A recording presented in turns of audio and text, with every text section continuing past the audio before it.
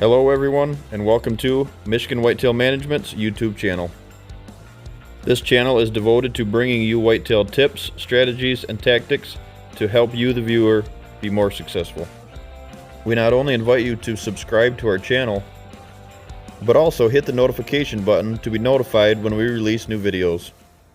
Now, join us in the field as we release another Michigan Whitetail Management habitat solution.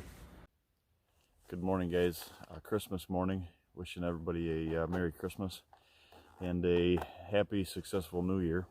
I'm out finally able to check a few cameras on my own. Been pretty blessed to have son and daughter there helping me. My son is the only one that is not in a brace or a cast of some sort. So daughter went through knee surgery and I've obviously had my ankle issue, so I'm just finally getting out that I could ditch the crutches and walk to some of the easy trail camera spots here to pick some cards going into the last week of season here. So today what I wanted to do is take a minute to chat with you guys about the end of season small partial field notes and why I feel that they're so important. I think over the years I find a lot of is people get very comfortable on small partials, and small partials are, to me, maybe more so not to get comfortable on, because you're always learning, you're always tweaking them, because you only have a small you only have that small opportunity. Maybe it's a 10 acres, maybe it's a 20 acres, and you only have that 2, 3, maybe 3 or 4 if you're lucky, depending on movement. Stand locations, maybe 2, 3, 4 stand locations, and you're trying to counter on them, and you have to be punctual, and you have to make sure, like we always say, you can get in and out of those locations, because on small parcels you're only working with, like this parcel that I'm on here is 11 acres. And it's only 330 feet wide, and so there's a hill. Obviously, you can see the pond behind me, and some switchgrass and hardwood ridges and stuff. But it's a special piece, but it's also one that you have to, just like any other, that you have to treat with kids' gloves, as they say. So today the topic is field notes and how to be prepared going into the 2020 season.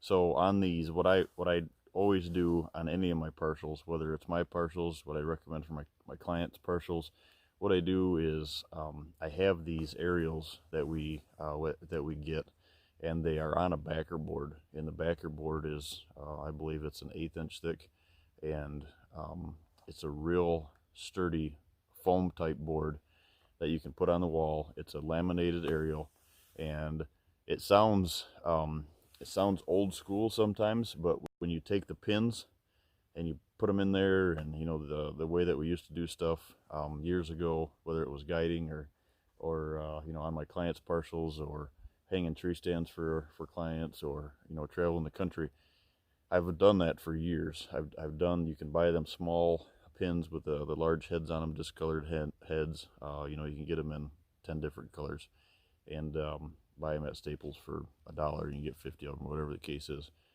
But that was before Onyx Hunt and apps like that. But taking that and putting those pins on that board, you only perforate that board just with a small hole.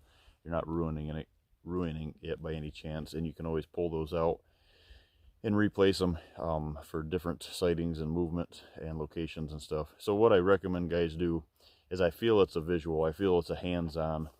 Yes, your camera's in your pocket, and or your camera's always in your pocket, and you've always got that camera, and when you're on Onyx Hunt, you're always putting things into it, logging things in. But I still feel that there's a power to being able to place that stuff on there. Now, if you're on Onyx Hunt and you can take those sightings and you can place them, it's the same way as that pin board. But like I said, there's something to be said about placing those on there and stepping back and physically putting them on the board with your hand and then stepping back and taking those sightings in on how that movement is. And on these small partial guys, I think a lot of it is there's two huge things. One, it's line of movement, and the other is pressure. And if you can design these properties to be least invasive and to take advantage of the field notes at the end of the year, like we're talking about now, and gain all that information, all that knowledge going into 2020, it's a huge step. Sounds, like I said, sounds simple, sounds old school, but I do this 365 days a year. I do this for a living now, and I'm telling you, I see this mistake. I'm not going to say every property, but I would say 95% of the properties that I'm on, you know, and keep in mind that 75% of my parcels are on 80 acres or less. So, you know, that they're small parcels here, especially in Michigan. Now, some of the Midwestern stuff obviously is a little bit bigger, but here, it sounds, like I said, it sounds old school, but it happens. It happens back to back to back. And even this year, even though the baiting was illegal, I still had a lot of clients call, walk out on their properties. They were still baiting. And what the problem with that is they're bumping the deer off those small parcels. Now, in the future, that's a different video. In the future, if the one bite bait or the baiting or whatever comes back, there are some ways that I can recommend that you can use it, but use it in the proper way, as such as a food plot location, and don't hang a stand over it. And it's just all about not bumping those deer off. This parcel that I have here, I'm between two large parcels. It's a very narrow, long piece of property, but I've got two lines of movement on this that we've created over the years, and that we've amplified to be the best that it can possibly be.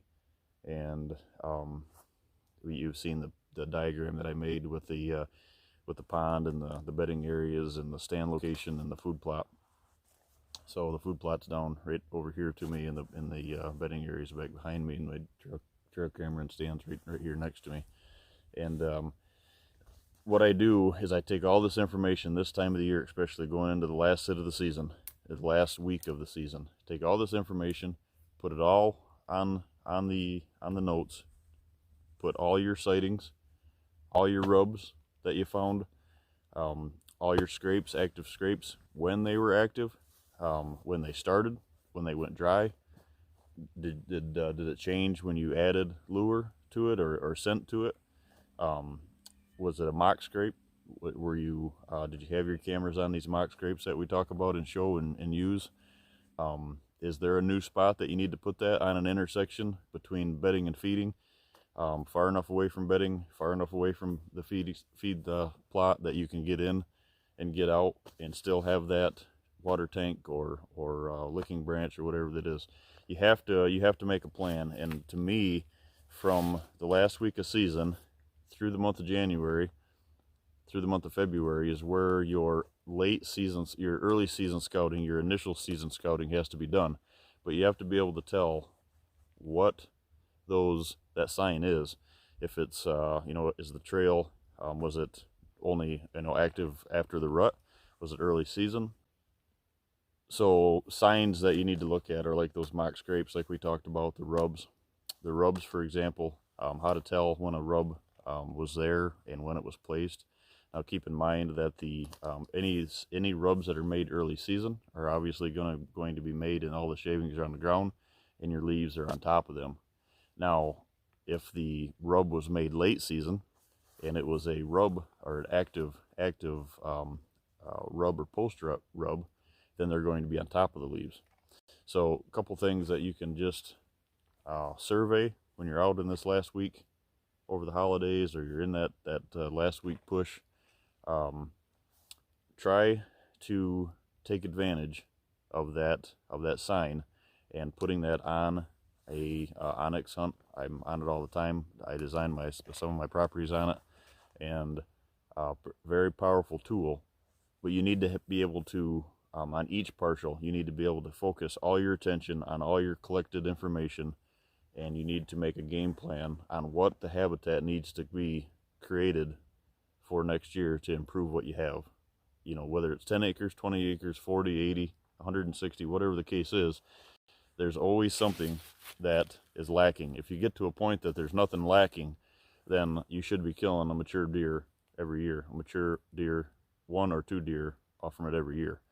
And unless that's happening, your habitat is not correct. There's always something that can change. There's always nature that kicks in, and blowdowns happen, or a storm comes through and totally changes the line of travel on you.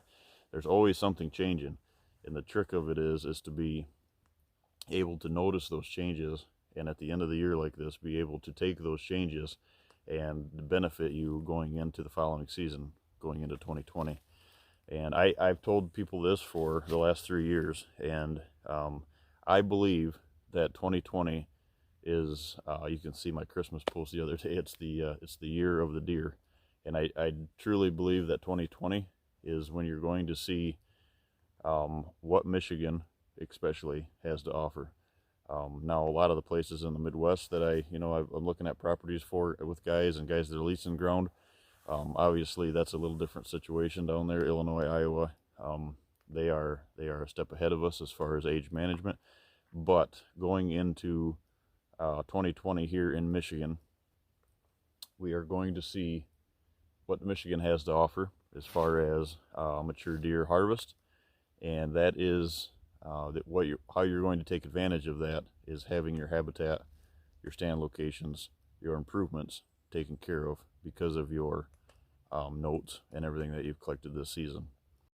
So keep that in mind, just a couple steps, with the rubs and the scrapes and the line of travel and what you've seen, when you've seen it, like I said, when those scrapes were active, and when a lot of that stuff that you implemented, or the stand locations that you're on, if you had to move stands. Believe it or not, I see guys each and every year that start in a location that they love, that maybe they've killed deer there before, and they had to move it this year to be on them, or they refused to move the stand to be on the deer this year. But let's say they moved stand locations, and going into next year, they hang that stand in that old stand location because it's a perfect tree in the perfect spot, and they fight it for the whole year, and they end up moving it again, or they ended up getting winded. So take all these notes and focus your attention to the upcoming season, and put these steps and your tactics and your tips and your scouting and all that into effect. And I think you'll see a lot of the effect of just taking the time to sit down and log all that information.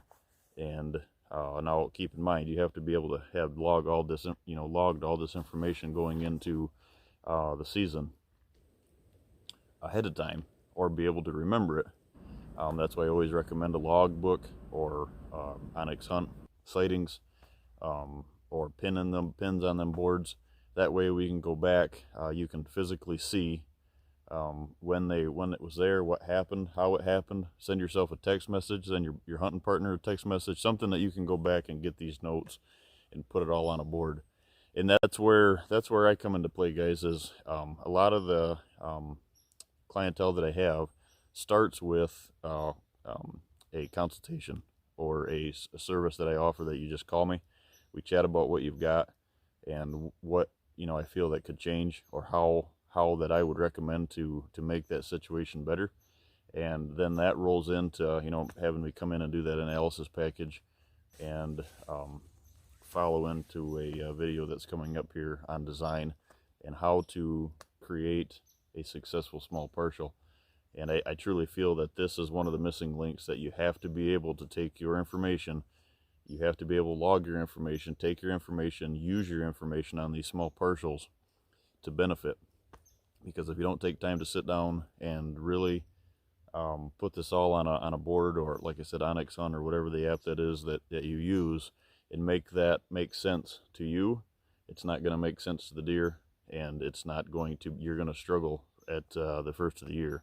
So hopefully all the information, all the videos that you watched, all the the phone calls, all the prep that you've done, hopefully by the middle of September next year, you have a game plan going into the first week of October, that your early seasons, your sets are done, your farms are, you got your farms, your stands are, you're hung, your early season stuff is ready. You know that you're not going to go into spots until the rut. You know how you're going to get out in, how you're going to get out, what habitat improvements that need to be done in the meantime this summer. And if you need any help with that, please give me a call. And this is obviously, like you guys have seen, this is a passion, and especially this morning, this doesn't happen a lot here in Michigan, but out in a sweatshirt here in Michigan on Christmas morning, enjoying what the good Lord has given us here this morning. So please reach out, and we're here to help, and that's what it's all about. That's how we all get to our end goals, and all enjoy the sport that we love so much. So yeah, Merry Christmas, everybody. Take those notes, get those plans on the drawing board. If you need any help with that, give me a shout. Thanks, guys.